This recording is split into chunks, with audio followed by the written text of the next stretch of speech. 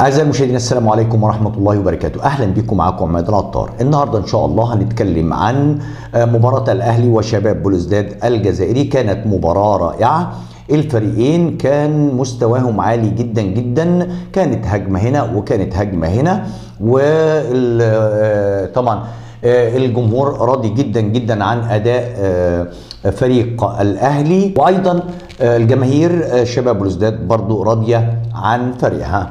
مباراة الأهلي وشباب بلوزداد كانت على أرضية ملعب 5 يوليو بالعاصمة الجزائرية ضمن منافسات الجولة الرابعة من دور المجموعات في دوري أبطال إفريقيا. الأهلي بيتصدر ترتيب الرابع برصيد 5 نقاط بعد الفوز أمام ميدياما الغاني، أمام يانج أمريكانز التنزاني خارج الديار، وشباب بلوزداد في القاهرة.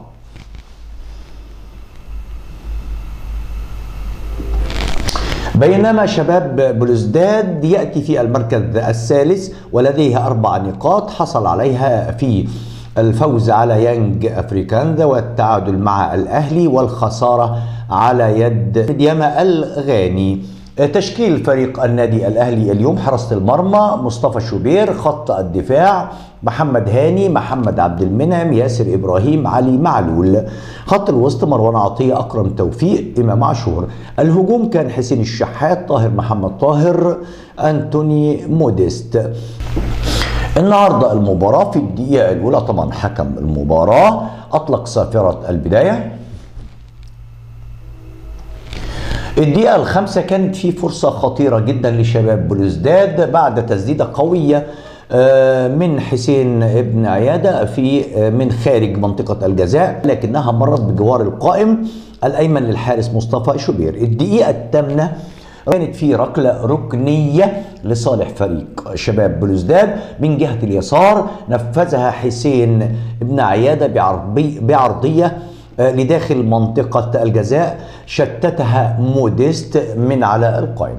في الدقيقة 14 تمريرات متبادلة بين لاعبو الفريقين لمحاولة تسجيل هدف أول.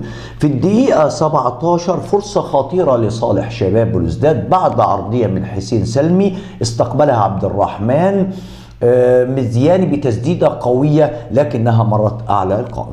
في الدقيقة 19 حسين الشحات يرسل تمريرة بينية رائعة لطاهر محمد طاهر داخل منطقة الجزاء، ولكن شعيب قداد نجح في تشتيت الكرة من أمامه لخارج الملعب.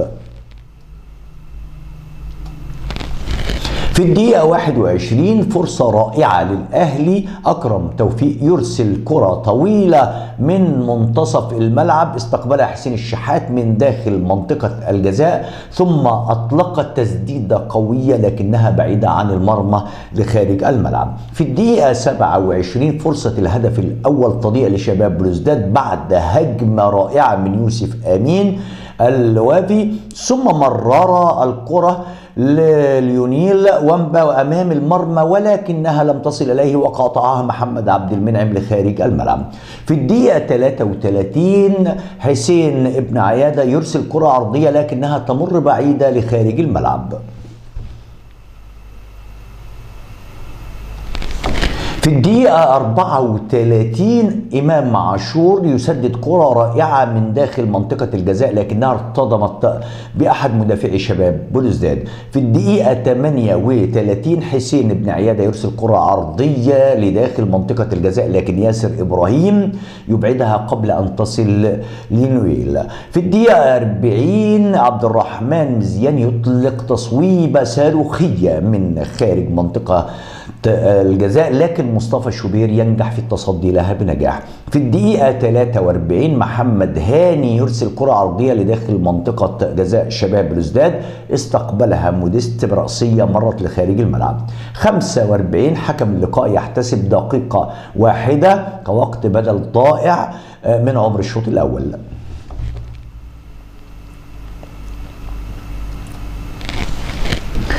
بداية الشوط الثاني الدقيقة 47 محمد إسلام يرسل كرة عرضية تابعها ابن عيادة بتسديدة من خارج منطقة الجزاء تصدى لها شوبير.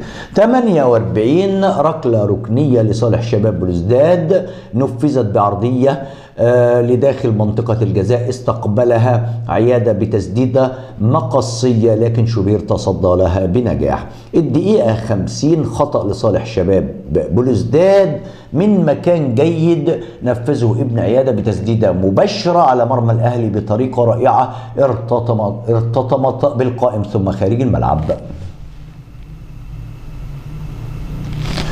58 خطأ لصالح شباب بلوزداد بعد تدخل قوي من مروان عطية على محمد إسلام بالخير من منتصف الملعب. في الدقيقة 63 كرات متبادلة بين لاعبو الفريقين لمحاولة تسجيل هدف أول.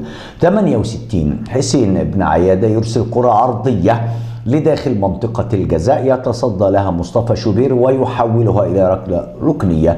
72 مروان عطية يحصل على بطاقة صفراء بعد تدخل قوي على ليونيل وامبا. في الدقيقة 74 المباراة تتوقف بعد سقوط علي معلول بعدما ارتطمت به الكرة والطاقم الطبي يدخل أرضية الملعب لعلاج اللاعب.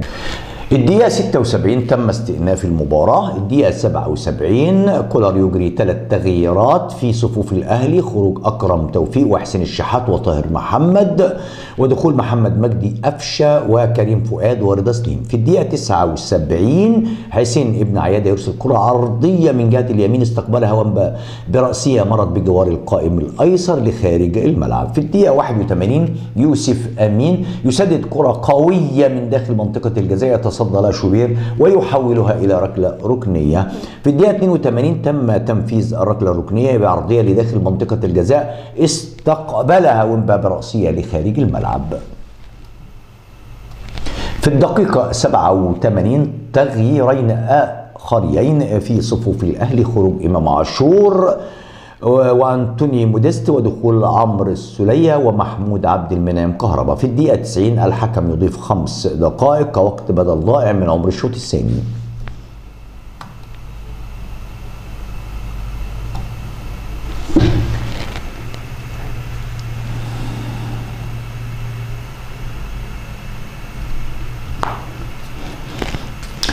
نهاية المباراة بعد مرور الخمس دقائق التعادل بدون أهداف.